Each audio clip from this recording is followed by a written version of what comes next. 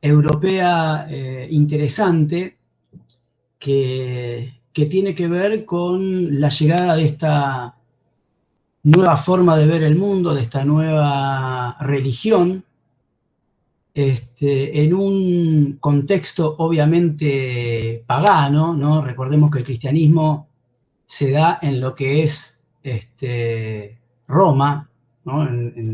Bajo el dominio romano, y bueno, esta nueva forma de entender las relaciones, el mundo y demás, va a ser, yo ahí puse sacralización del espacio, sacralización entendiéndola como un espacio sagrado dentro de esta nueva visión, dentro de ese mundo pagano, griego y romano que ya conocemos. Ahora se va a intentar, digamos, llegar a un espacio sagrado para el nuevo culto, a un espacio de rito para ese nuevo culto. Lo que me parece importante es volver un poquito a dónde estábamos parados, un mundo romano de expansión territorial. ¿Se acuerdan que, bueno, el mundo romano nace justamente en Roma y a partir de extender sus territorios, tanto en su eje norte-sur como este-oeste, va a ir dominando de a poco todo casi el continente europeo, el norte de África, Asia Menor, sur de Inglaterra, y pensar que en Galilea, Palestina, va a nacer Cristo. Nace dentro de este contexto. Recuerden ustedes que para el 30 antes de Cristo, ya el mundo romano dominaba todo este territorio. Obviamente, dentro de ese mundo pagano, de creencias religiosas en distintos dioses, en distintos personajes, mundo romano que toma de los dioses griegos las mismas divinidades, transforman los nombres, dioses que tienen figura humana, ¿no? Recuerden eso. En ese mundo pagano, Cristo, o la idea del nacimiento de un supuesto rey,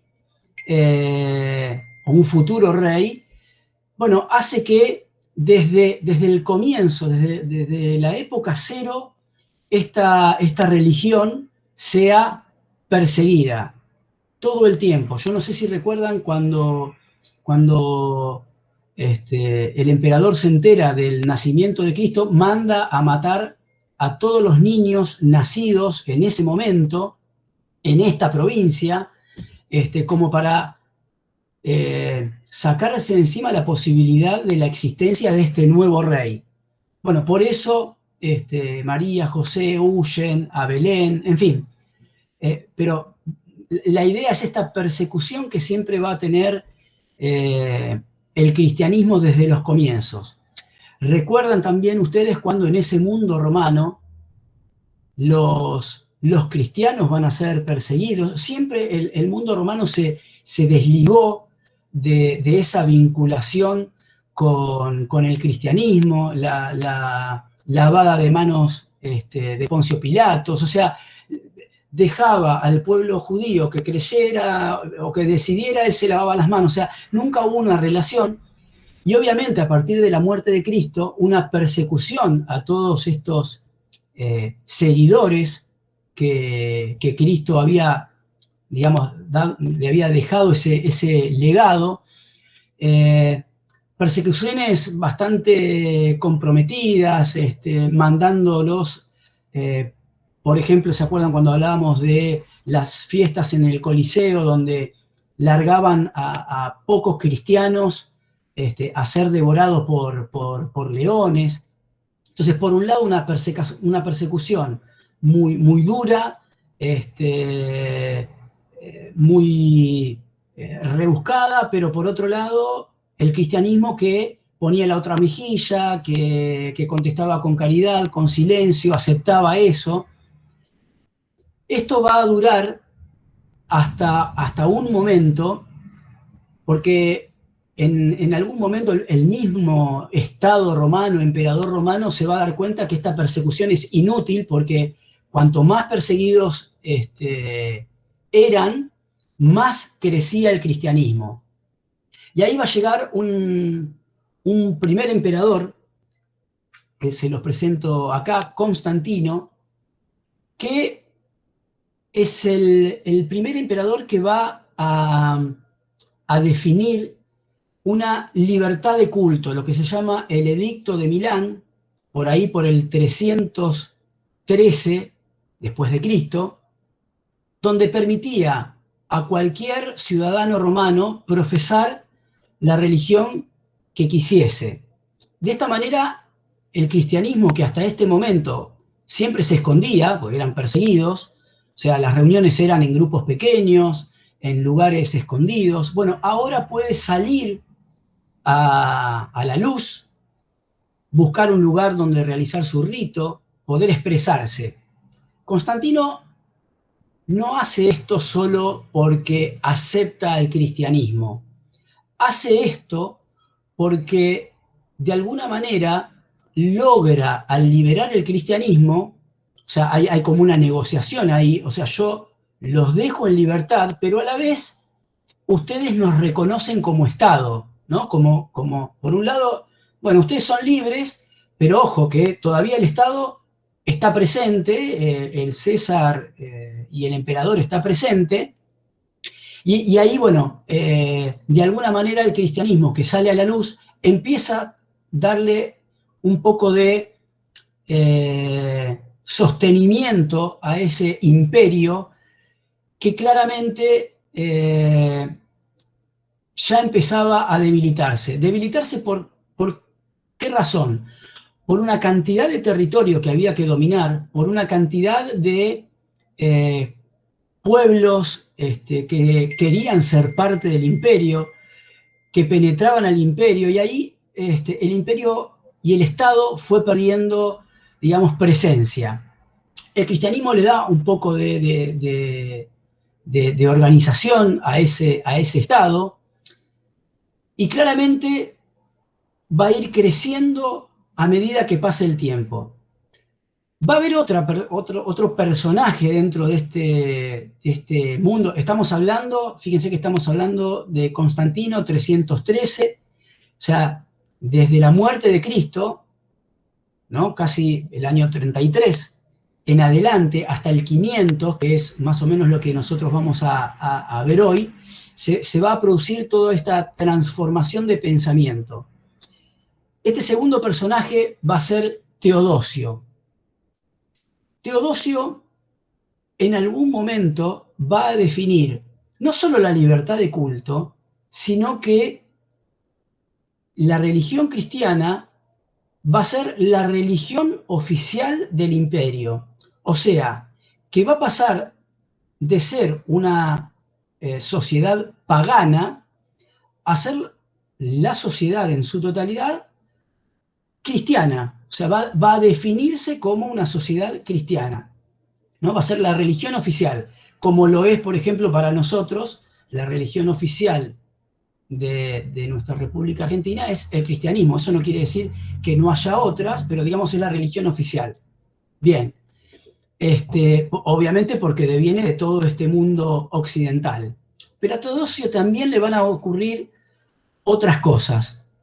Más allá de definir que la religión cristiana es la religión oficial del imperio, ya casi llegando a su muerte, 395, 396 después de Cristo, con semejante cantidad de territorio, va a definir como una manera de dominar a todo ese territorio, una mejor manera de dominar ese territorio, la posibilidad o la idea de dividir a todo ese territorio en dos grandes imperios. Va a trazar una línea imaginaria en todo ese territorio, que es la que ustedes ven aquí, y va a definir entonces la idea de un imperio romano de Oriente y por otro lado el imperio romano de Occidente, como estaba próximo a su muerte, define que 2 de sus hijos van a ser los emperadores que los reemplacen en cada uno de esos imperios, Arcadio en Oriente y Honorio en Occidente. Va a definir una nueva capital, porque Occidente ya tenía su capital, que era Roma. En Oriente había que definir una nueva capital para ese imperio va a ser, esa capital va a ser Constantinopla, hoy Estambul. En esa situación van a convivir esos 2 imperios hasta un momento.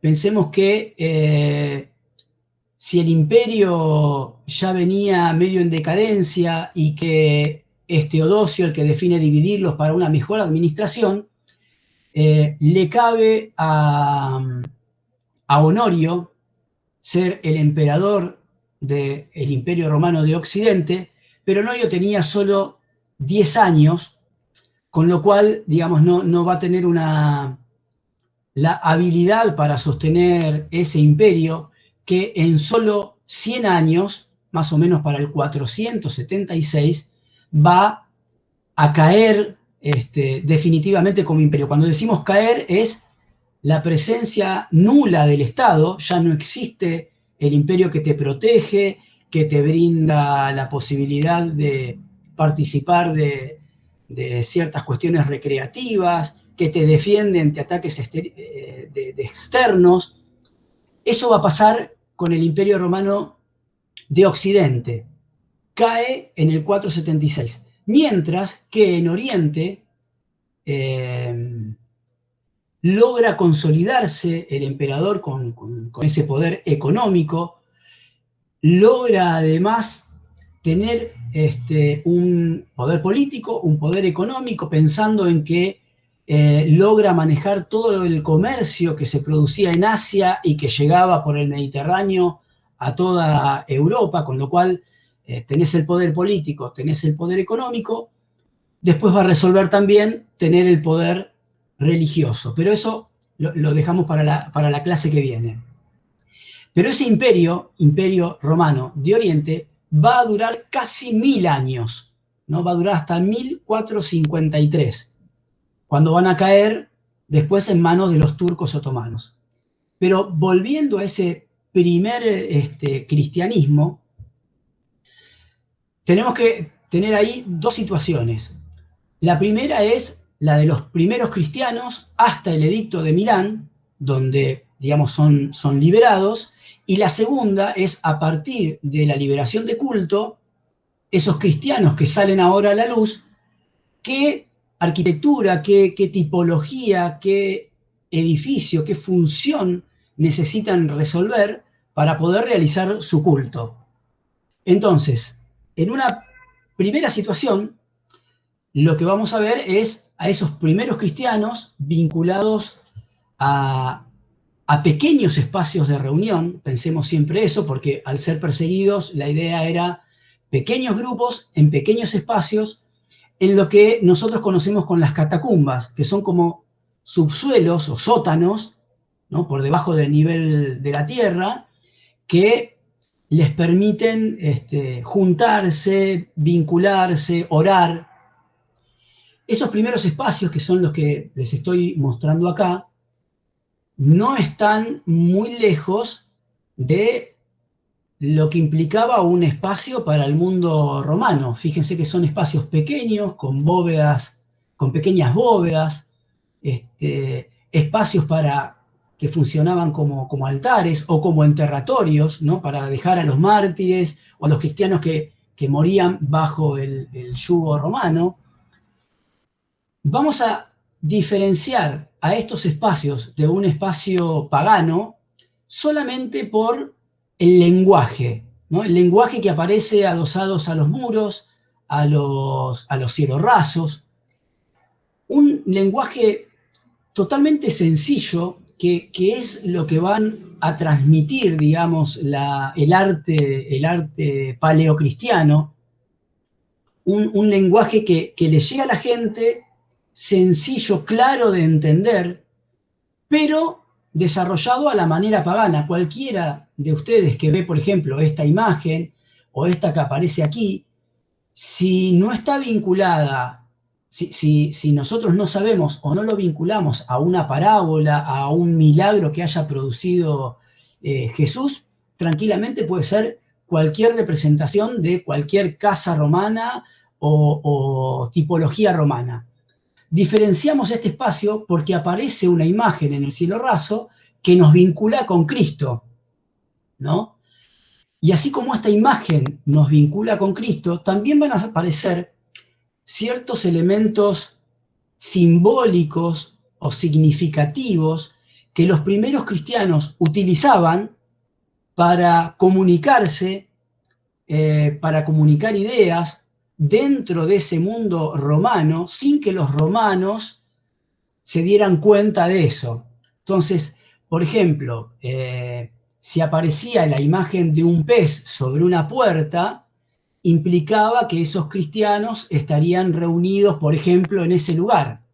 El pez como elemento simbólico que en griego se pronuncia ixus, ese ixus tiene todas las letras de una frase que implica Jesús Rey, Jesús Hijo de Dios Rey, ¿no? Entonces, es un elemento simbólico que aparece como representación dentro del arte cristiano. La otra cosa que puede aparecer, por ejemplo, son la imagen de una paloma como cuestión de libertad y de pureza, o por ejemplo, este otro símbolo que es el crispón, que simboliza con una X y con una R, que son las primeras iniciales de Cristo, ¿no?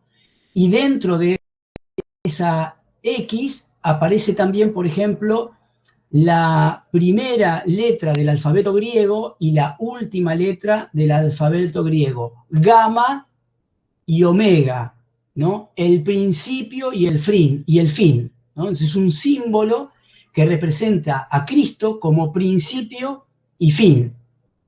Entonces, mucho del arte tiene que ver con este momento y pensar que, por ejemplo, se va a desechar el uso de esculturas, específicamente la escultura, porque las representaciones paganas de los dioses romanos y griegos conllevaban esculturas que representaban a esos dioses.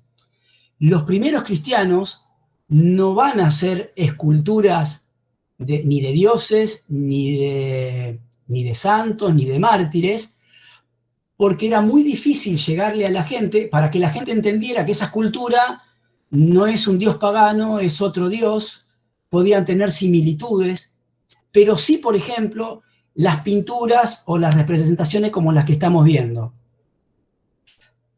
Por supuesto que tiene una técnica romana, esta pintura, como por ejemplo también esta representación a partir de los azulejos.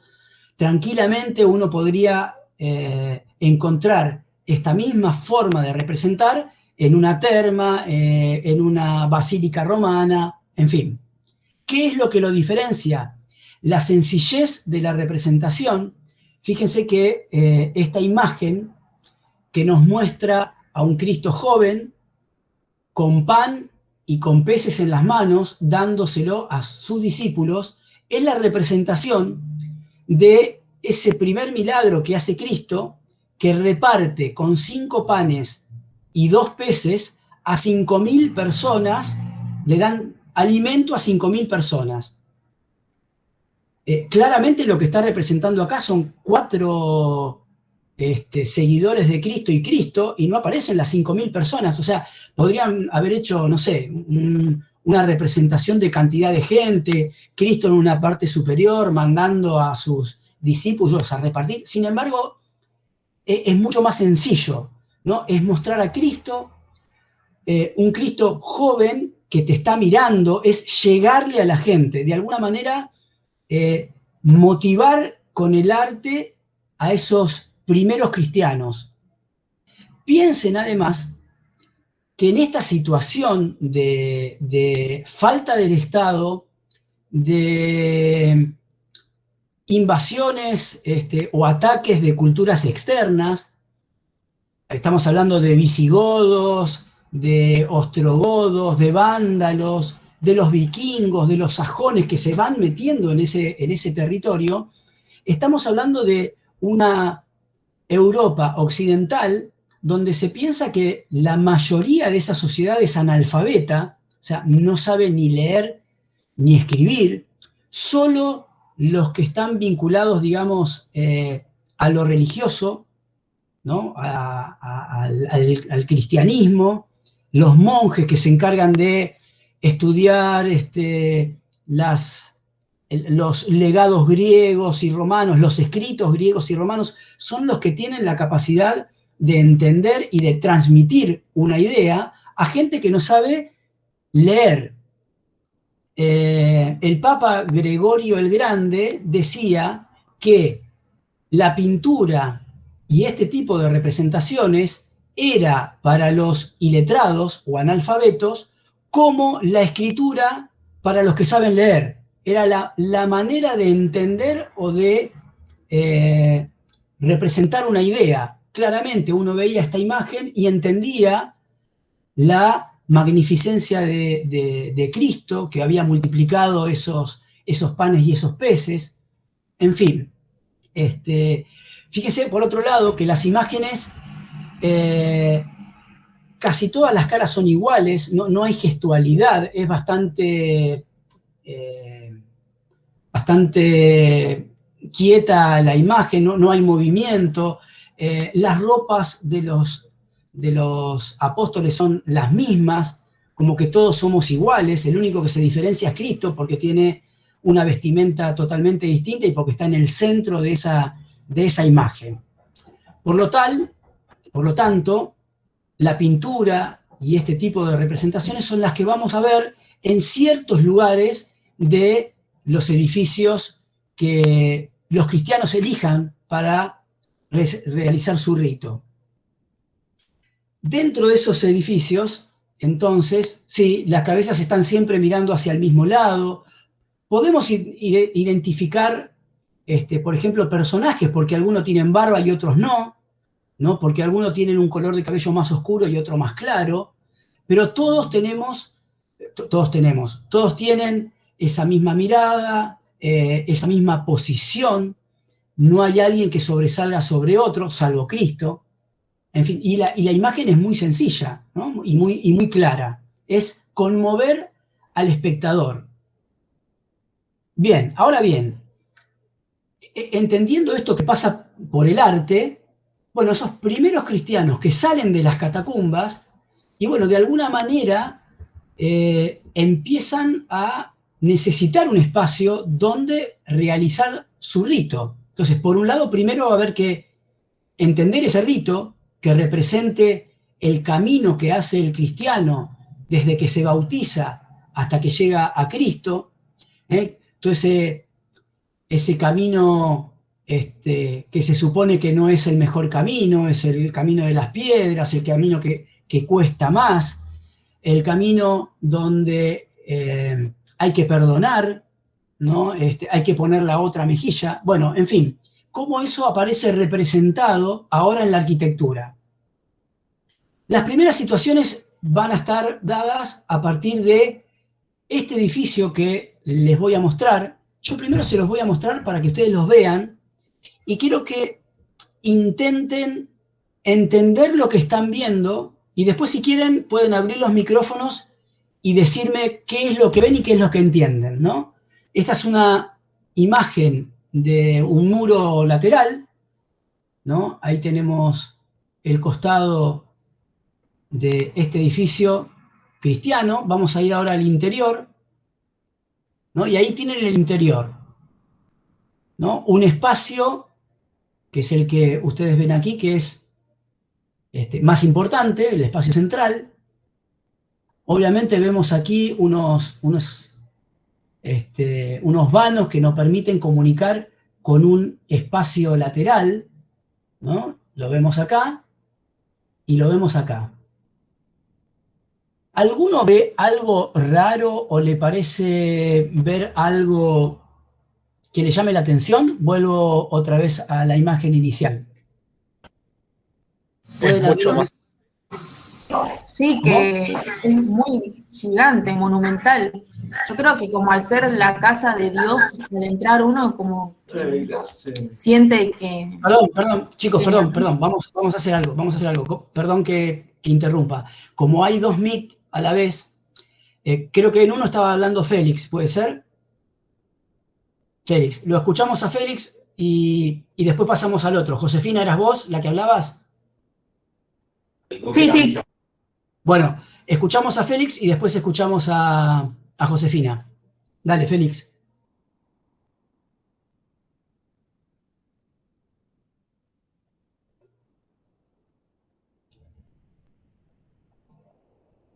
Ok, ahora vemos. Sí, eso parece raro, ¿no? Bien. Gracias, Horacio, Félix. perdón, en este José, Meet no escuchamos lo que dijo Félix. claro, Félix dice que lo que le parece raro es que hay como unas columnas que se... ¿Cuál fue la palabra que dijiste, Félix? Interpelan.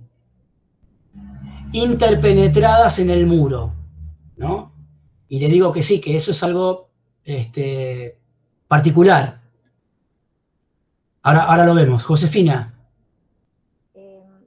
No creo que sea la misma respuesta que Feli, pero cuando yo, por ejemplo, veo eso, veo, por ejemplo, a la persona que justo está apuntando, que es tan chiquita y tan grande, ¿no? El muro que está, y como la Ok. representación de la casa de Dios, ¿no? Enorme, y yo soy pequeña, ¿no? Algo así. Bien, Josefina dice que lo que está viendo ahí es, cuando ve a la persona al costadito del templo, como que es un templo muy grande, la monumentalidad del templo, como que se supone que es importante porque representa el edificio de Dios, ¿no?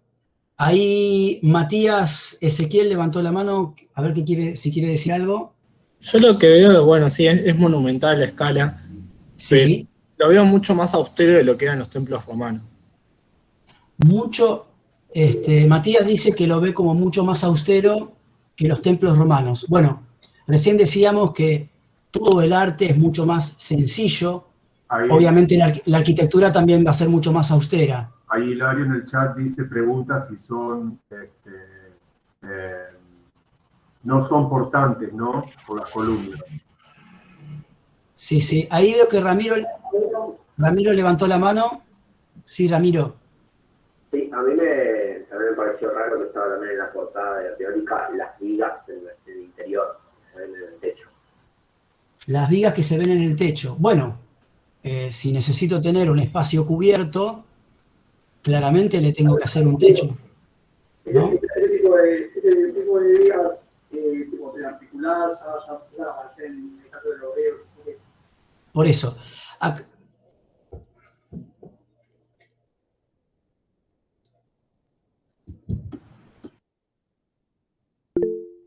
Más extraño.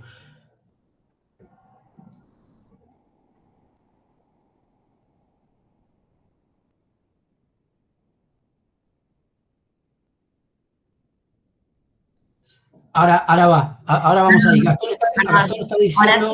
Horacio, ¿puedo Sí, decir algo? ¿Por qué Juan no abre el micrófono así escuchamos los dos y ya está? Perdón. ¿No? ahí está. Sí, sabés que te iba a decir lo mismo. Ahí está. Perdón. A Voy a ver. decir, para que cuento lo que dijo Gastón. Gastón dice que esos techos ya también los usaban los griegos y que por otro lado él entiende, o lo que generalmente uno entiende como iglesia cristiana, es una iglesia en forma de cruz, y que acá eso no lo ve, ¿no? Una cosa así. Violeta, escuchamos esta y después seguimos, así seguimos con la teórica. No, a mí me parece que lo que pasa adentro es mucho más importante que lo que pasa afuera. Como que lo entiendo así, que afuera parece ser mucho más limpio y mucho más como sencillo, y que se entiende que el interior es donde verdaderamente pasa lo que tiene que pasar, como pasaban las catacumbas. que desde afuera Ok. era como irreconocible, y me parece eso, no lo sé. Bien, bien, bien, bien. Bueno, muy bien, gracias por los aportes.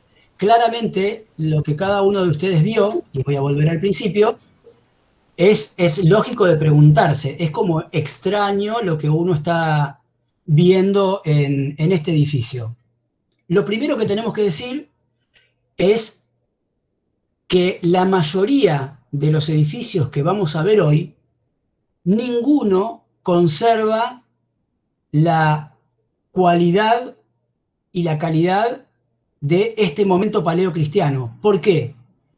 Porque esos edificios se fueron transformando a lo largo del tiempo y un edificio que empezó siendo paleocristiano, cuando llegó el románico le agregaron una torre, cuando llegó el renacimiento le hicieron cielorrasos. Entonces vamos a ver en todos los edificios transformaciones. Lo que vamos a tener que hacer, intentar hacer con nuestra imaginación, en cada uno de los que veamos, yo les voy a ir diciendo, tratar de sacar cosas y pensarlo como lo pensaba el cristiano paleocristiano. Ahora bien, volviendo a este edificio en particular, claramente este edificio, que ahora es un edificio cristiano, tiene este origen, tiene un origen, no nació siendo un edificio cristiano.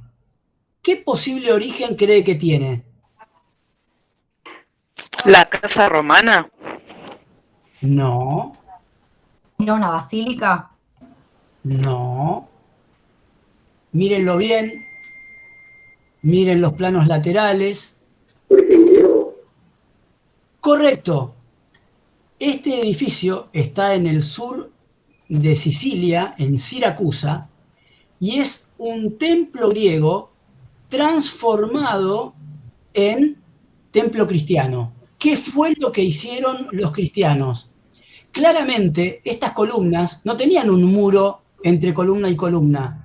Estas columnas estaban, no sé si notan ahí los 3 escalones, estas columnas era el períptero del edificio, era un templo períptero, eran para caminar entre sí.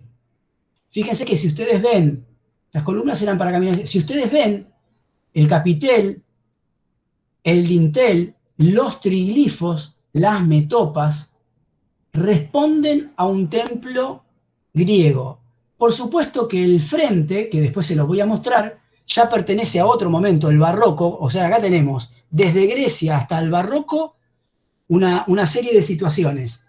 Si vamos adentro, ¿qué fue lo que hicieron? También cerraron entre columna y columna con un muro, pero armaron un acceso en ese eje longitudinal, porque ahora ese templo lo voy a usar interiormente. El griego no lo usaba interiormente, pero ahora sí lo voy a usar. ¿Qué voy a lograr? Voy a lograr tener un acceso y hacer un recorrido a través de ese espacio, que claramente es un espacio que ahora se transforma en un espacio dinámico, porque lo tengo que recorrer para llegar al altar que lo voy a poner en el fondo de ese recorrido. Obviamente yo acá tenía un muro macizo.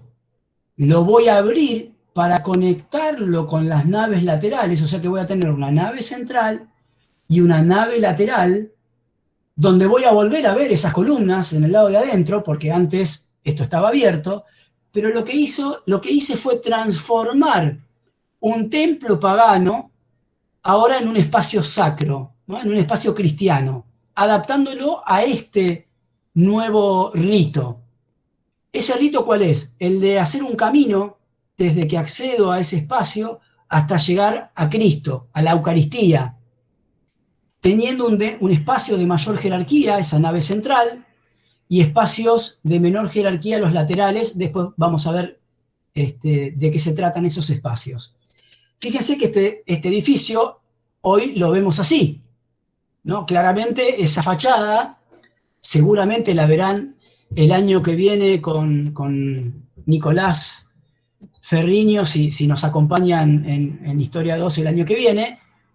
Claramente es un lenguaje que no tiene nada que ver ni con el mundo paleocristiano, ni con el mundo griego, pero bien, es la fachada del edificio. Bien, con lo cual ¿qué es lo que estamos viendo? Que el cristiano que sale ahora con posibilidades de poder expresarse, primero va a empezar a ver cómo readapta los espacios que encuentra de los edificios que ahora ya no tienen uso, porque no tiene ningún sentido un templo griego acá, porque ya no tiene uso, como tampoco tiene uso los templos romanos. Bien, por otro lado, nos encontramos con esta tipología. ¿Recuerdan cuál es esta tipología? La basílica. La basílica romana. Bien. La basílica, el término basílica ya de por sí significa lugar de encuentro, lugar de asamblea. Y cuando ustedes ven esta planta, vamos a tratar de hacer un ejercicio anterior a la basílica. Este espacio basilical romano, o sea, ese lugar de encuentro de asamblea, de poner en común, ¿no? Recuerdan que la gente accedía a través de estos ejes transversales, se charlaba por aquí. ¿Qué origen cree que tiene? O sea, anterior a esto, ¿qué podemos encontrar algo similar en cuanto a su función? De encontrarse. La estoa. La Correcto. estoa. En realidad la basílica también tenía La estoa. un área judicial. También, ahí vamos. Fíjense de lo que estamos hablando. Estamos hablando de la estoa, que es básicamente un pórtico, ¿no? Un muro, un pórtico con un techo y una escalinata, donde los filósofos, los maestros griegos se encontraban con sus estudiantes, con sus seguidores, se transmitía el conocimiento, se hablaba, había una persona que transmitía lo que sabía. Ese pórtico, Roma lo transforma en este espacio basílica, que también es un espacio para caminar, para recorrer, lo encierra en un espacio, o sea, le da cierre. La estoa es un espacio abierto, es como un semicubierto. El romano lo cierra con esas exedras, que generalmente es donde se ubica el mayor representante, ¿no? Y explica, escucha, se toman las decisiones. Decíamos que era un edificio donde se definían las leyes, donde se definían situaciones comerciales, pero era un espacio para hablar. Las primeras basílicas, incluso, el espacio central, incluso estaba abierto. O sea que esto podríamos entender como una estoa que pega la vuelta, ¿no? Es un poco esa idea. ¿Qué van a hacer los primeros cristianos? Los primeros cristianos van a encontrar en este edificio, y específicamente en la Basílica Ulpía, que también tiene, fíjense ustedes, una nave central, naves laterales, dos espacios, ¿no? en la culminación de ese eje longitudinal de cierre, van a encontrar la posibilidad de que con muy pocos cambios, con muy pocas transformaciones, un edificio que está pensado para la asamblea, un edificio que se supone que imparte justicia, y si pensamos en eso, bueno, fue Jesús el que vino a decir que todos somos iguales a los ojos de Dios, o sea, nos mira de manera igual, no importa que seas rico, pobre, simplemente es seguir su doctrina.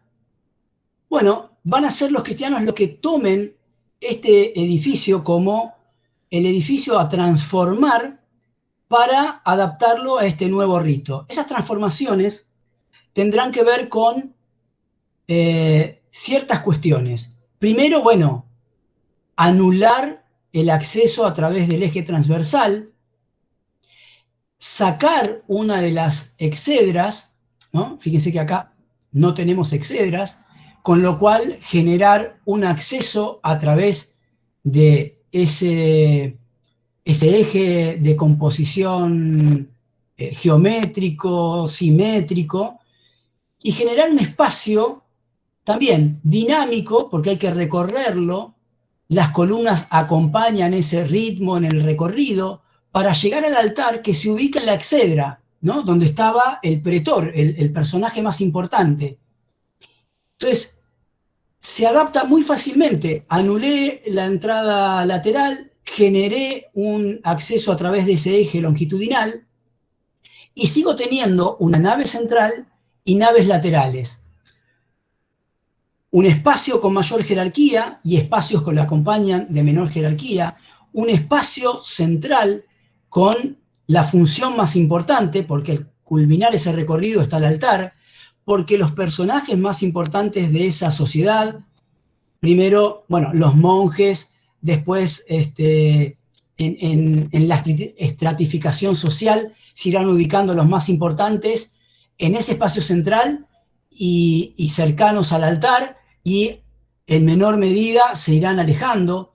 Los hombres participando de ese espacio central, las mujeres participando en las naves laterales o incluso en los edificios que tengan una galería superior, las mujeres participan en ese espacio que se va a llamar matroneo, ¿no? Las matronas. Bien, por supuesto que a lo largo del tiempo esa primer tipología basilical con este simple cambio también va a ir agregando otros elementos. Fíjense que acá lo que agregó fue como una especie de galería que se va a llamar nártex, como un espacio semicubierto, un espacio de transición entre el espacio externo, perdón, estaba marcando en el otro, el espacio externo pagano y el espacio interno sagrado. La otra cuestión que se le va a agregar, y ya se ve también aquí, es un pequeño eje, no sé si lo ven aquí, que es como una especie de eje transversal al culminar ese recorrido. También lo vemos aquí.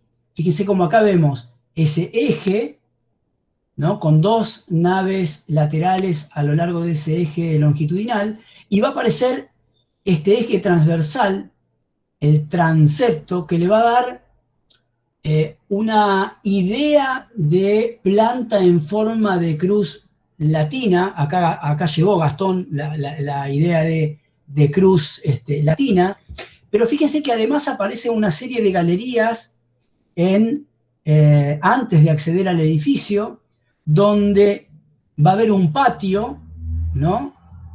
Con ese límite en las galerías, va a haber una fuente de agua, la pila bautismal. Al patio se lo va a llamar atrio. No logré entender con exactitud eso. No sé qué es precisamente eso. La forma en cruz. La forma en cruz latina deviene de vincular ese eje longitudinal con un eje transversal, ¿no? Incipiente. Después se va a ir marcando cada vez más. Ese eje transversal, jerarquizar el espacio donde se halla el altar. Generalmente el altar va a estar ahí, donde se une este espacio de mayor altura con este otro que también tiene la misma altura. Y después se va a ir complejizando, pero vamos a ir de a poco. Ese atrio, ese patio central, es el espacio donde los no bautizados se van a quedar, porque tenés que ser bautizado para poder participar de ese rito, de tal manera que estos neófitos, así se los dominaba a los no bautizados, participan de ese espacio hasta que son bautizados y ahora sí son parte de ese rito. Vamos a ver después este mismo ejemplo, pero ahora les voy a mostrar distintas iglesias que responden, digamos, a esta conformación, algunas más austeras, otras menos austeras, pero para entender la conformación espacial y la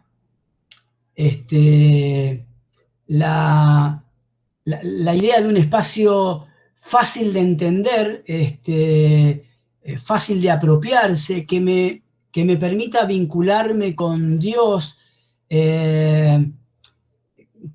místico, diáfano, bueno, en fin, vamos a meternos ahí. El primer ejemplo que les muestro es Santa María Trastevere. Por supuesto, ya les voy diciendo que toda la superficie de ese techo y toda la decoración que vemos en el muro, en la parte superior, pertenece a otro momento, como la torre, por ejemplo, que aparece aquí. Pero fíjense que desde el punto de vista externo, ese volumen es muy fácil de entender. Claramente entendemos esa galería con ese nártex, que tampoco tenía esta hilera de columnas aquí, ni a estos personajes. Claramente la escultura todavía no forma parte de ese mundo paleocristiano, pero sí entendemos una nave central que está dentro de ese volumen de mayor jerarquía, y las naves laterales que lo acompañan, y en su interior también entendemos un edificio muy simple, trabajado con planos, ¿no? Claramente es el plano de los muros, sostenido en este caso por columnas y dinteles, ¿no? Una arquitectura de dintel, una arquitectura de muros conformada por planos, líneas que enfatizan el punto de fuga que está en el altar, ¿no? Todas las miradas y la perspectiva apunta al altar, que es a donde yo tengo que mirar, y hacer ese recorrido. El ritmo de columnas siempre el mismo. Ahora, si detenemos un poco la mirada en ese interior, vamos a ver, por ejemplo, que tenemos columnas con capiteles jónicos de un lado, columnas con capiteles jónicos pero más chicas, algunas son corintias. O sea, ¿qué es lo que pasó acá?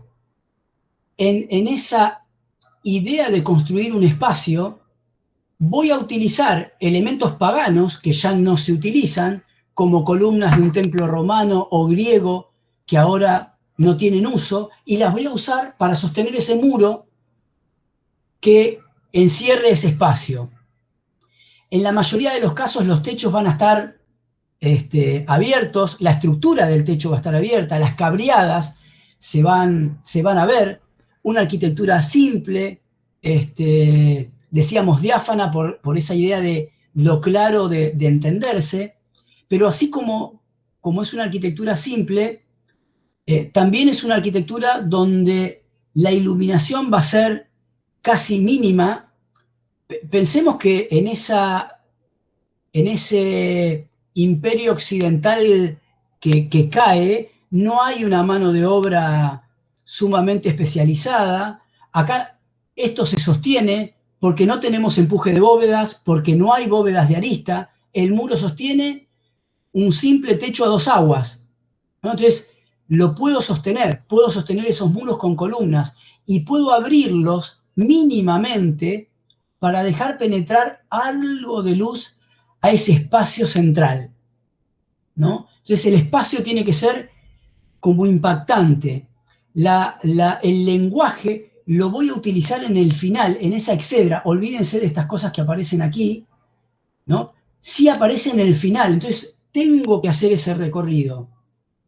Si observamos los laterales, fíjense por ejemplo acá, ¿no? Los distintos capiteles que conforman la estructura que sostiene ese muro, la poca luz que penetra a ese interior, y sí acentúo en el ábside, por detrás del altar, lo que quiero expresar con un lenguaje romano, el del azulejo, el de los usos dorados, para que esa poca luz que penetra se refleje en el espacio, se disperse en el espacio, donde Cristo va a ser siempre el centro de la imagen, y después seguidos, en este caso, por María y por los apóstoles, ¿no?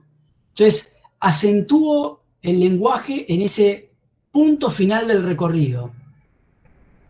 Bien, este otro caso, mucho más austero, ¿no? San Apolinar in clase, donde también tengo que sacar la torre que aparece mucho después, sí entendemos aquí otra vez lo mismo, ¿no? Ese volumen principal, espacio principal, función principal, acompañada por naves laterales, las puedes ver aquí, o esta que vemos aquí. Ningún tipo de revestimiento, ¿no? El edificio limpio, se muestra limpio hacia afuera. Lo que implica el narte, ese espacio de transición entre el afuera y el adentro del edificio. Y cuando entro, bueno, también entiendo ese espacio central de mayor ancho y mayor altura. Fíjense, aquí aparece el techo también limpio, aparece el techo limpio también en el nártex. Una arquitectura muy simple. Los planos, ¿no?, que conforman los laterales, que también llevan la perspectiva a ese punto de fuga. En este caso aparecen columnas y arcos de medio punto sosteniendo ese muro.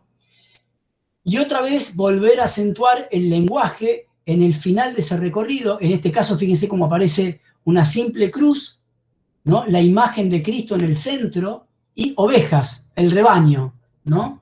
El pastor cuidando a sus ovejas, la idea que se quiere transmitir.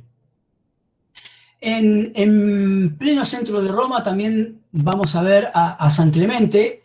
Es muy interesante ver esta iglesia exteriormente, la austeridad que muestra en el exterior y cómo fue cambiada en el interior. Pero bien, aquí podemos entender a través de ese eje de composición, de ese recorrido, lo que implica el acceso al atrio, a ese patio central, la fuente bautismal, el nártex, la nave central, las naves laterales, y en este caso, como en la culminación de esas naves laterales aparecen como pequeños altares menores, dedicados a mártires, santos, lo que sea. Aparece un elemento más. Bien, los invito a hacer un pequeño recorrido por San Clemente en Roma, y fíjense cómo es una arquitectura que desde el exterior uno la puede entender como pesada, ¿no? Muy pocos vanos, solo el acceso central, que es el que me permite entrar a este edificio. En este caso aparece un segundo piso donde viven los monjes o los que cuidan, digamos, este complejo. Entendemos cómo se enfatiza el acceso con esa saliente. Fíjense que esto que está aquí representa algo así como arco de triunfo. Estoy entrando a un espacio sagrado. Lo vamos a ver también en el interior, ahora cuando accedamos. Estoy parado ahora sobre ese eje y ya entiendo ese patio, entiendo esa fuente del bautismo. Fíjense los capiteles también acá, ¿no? Aparece un capitel corintio, uno dórico, no importa lo estético, importa armar ese espacio, generar esa situación. Una vez que accedo a ese atrio, fíjense que atrio es una palabra que nosotros seguimos usando. Generalmente cuando uno manda las tarjetas invitando a un casamiento, suele poner los novios saludarán en el atrio cuando termina la ceremonia, y el atrio es ese espacio que tenemos que antecede al espacio cerrado, al espacio sagrado. Bueno, es ese patio.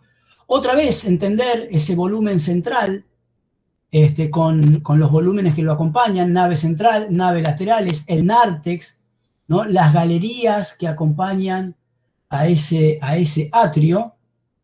Y cuando entro al interior de ese edificio, bueno, entender cómo acentúo el lenguaje otra vez en el final del recorrido, pero deberíamos olvidarnos de todos estos cuadros que aparecen adosados aquí, ese techo sumamente trabajado que tiene que ver con el Renacimiento. O sea, nos fuimos mucho más adelante. Piensen en estos muros pelados, con esas pocas ventanas que aparecen, o sea, es muy poca la luz que accede a ese interior. Olvídense de todas estas pilastras adosadas al muro y demás, es mucho más limpio, pero sí entendemos esa idea de una arquitectura de muro, de plano, de línea, que lleva las visiones hacia el altar, y otra vez en el altar, en ese ábside, aparece la figura de la cruz y las ovejas y ciertos apóstoles. Si retomamos la misma idea que en el acceso a esta iglesia, también vamos a ver, fíjense que antes de llegar al altar, que está metido en el ábside, hay un plano que corta. En algunos casos es el plano y el ábside. En otros casos, después de ese plano, aparece como una especie de transepto, ¿no? esa nave que atraviesa transversalmente, pero siempre va a aparecer esa idea de arco, ¿no? De un plano y un arco. Un plano atravesado por un arco. ¿Les recuerda algo esta cosa que estamos viendo de lo que de culturas anteriores o de cultura anterior? A las culturas. Al arco de triunfo, otra vez, así como los romanos utilizaban el arco de triunfo como arquitectura simbólica, acá esa idea de pasar a través del arco para llegar al altar es esa idea de, significativamente, ¿no? en el inconsciente de esta sociedad, que no deja de venir de este mundo romano, ahora cristianizado, también funciona como llegué, ¿no? Pasé por ese arco y llegué triunfal al encuentro con Cristo. Bien, les muestro este otro ejemplo, ¿no? Fíjense, la misma idea, el plano, ese plano con un arco de medio punto que lo atravieso y todavía tengo algo de, aparece aquí como un transepto, no como algo que lo atraviesa, sino que genera un módulo de espacio antes de llegar al altar que está ahí en el ábside, ¿no? Hablamos de lo mismo. Interesante de ver en San Apolinar cómo aparece entre el espacio de muro que tengo aquí. Siempre pensemos esto para que lo entiendan. No sé si puedo volver atrás para que lo vean aquí. Siempre entre el dintel o el arco de medio punto que sostiene al muro y los aventanamientos hay un espacio de muro macizo, ¿no? Aquí podemos ver las cornisas y ciertos elementos que se adosaron después. Si volvemos a la imagen de San Apolinar, también vemos ese espacio de muro entre los arcos de medio punto y las ventanas. Ese espacio de muro es el espacio de muro que me ayuda a sostener la estructura del techo que cubre la nave lateral. No sé si se entiende esto, lo vamos a ver mejor en el último ejemplo que vamos a mostrar. En ese espacio de muro, en este caso sí se aprovechó, por ejemplo, para mostrar una serie de personajes, los tienen de este lado y acá fíjense cómo aparecen también del otro, y fíjense que pasa lo mismo que con lo que veíamos en la primera imagen. Todos miran hacia el mismo lado, todos tienen la misma vestimenta, todos tienen la misma gestualidad, todos tienen las manos ubicadas en el mismo lugar, con lo cual no encontramos una diferenciación ni jerarquización de las personas, de tal manera que lo que nos está mostrando es que todos somos iguales, acá todos somos iguales, ¿no? Que es lo que Cristo nos había venido a decir. Y creo que en el último ejemplo, que no deja de mostrar las mismas características volumétricas, espaciales y funcionales, Santa Sabina, hablamos de lo mismo. Claramente entendemos, entendemos al volumen, entendemos qué espacio está albergando y qué función tiene adentro. O sea que claramente, desde el punto de vista volumétrico, nosotros entendemos cómo funciona el edificio y qué qué espacios hay dentro de esos volúmenes, ¿no? El espacio mayor, nave central, el ábside alberga al altar, las naves laterales. Claramente estas naves laterales también tienen pequeños ábsides, o sea que claramente ahí hay un pequeño altar para un mártir, un santo, María. Muy sencillo, sumamente austero. Cuando vamos al interior, observamos exactamente lo mismo, ¿no? El espacio es sumamente claro, direccional, a través de planos y de líneas, ¿no? En este caso también el uso del arco de medio punto. En este caso, la posibilidad de volver a abrir vanos. Fíjense que aquí se animaron a abrir mucho más vanos. Los vanos generalmente están en relación a los espacios de los arcos de medio punto. Siempre donde tengo un apoyo, tengo que tener muro. No voy a poner un vano en el medio, sino que lo voy a poner en donde tengo el arco de medio punto. O sea, en vinculación, arco de medio punto y vano. No sé si logran ver en la nave lateral la estructura del techo, por eso necesito este muro para poder apoyar los cabios, los tirantes que armen la estructura de ese techo de nave lateral. O sea, volumetría clara, espacialidad clara, función del edificio muy, muy clara. Creo que este es el último ejemplo que puse. Me parece que como características del paleocristiano hemos, sí, barrido desde el arte, sobre todo, que cumple una función sumamente importante, porque la arquitectura, que uno la puede entender como muy simple, como muy clara, está apoyada con el arte. Recuerden que el arte es la manera en que tienen estos primeros cristianos de llegarle a la gente. Y eso incluso hoy nos llega a nuestros días. Yo no sé si todos son practicantes o no, pero para Pascuas, cuando uno hace el Vía Crucis, hoy suelen hacerse por las calles, pero años atrás, cuando uno hacía el Vía Crucis, lo hacía dentro de este espacio, dentro de la iglesia. ¿Y qué íbamos haciendo? Íbamos siguiendo pequeñas ilustraciones que aparecen en los muros que acompañan los distintos momentos de sufrimiento de Cristo antes de ser llevado a la cruz. Esa era la manera de transmitir no solo lo que tiene que ver con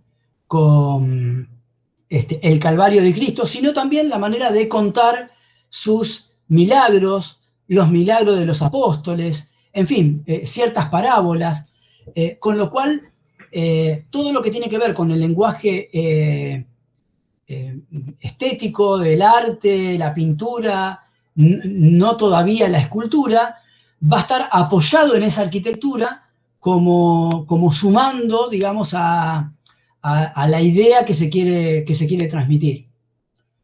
Bien, creo que por hoy dejamos acá. Después vamos a ver cómo en el Imperio Bizantino Oriental, simultáneamente, qué es lo que pasa mientras acá está pasando esto. No sé si hay alguna pregunta, si la quieren escribir y Juan me las va haciendo. Tengo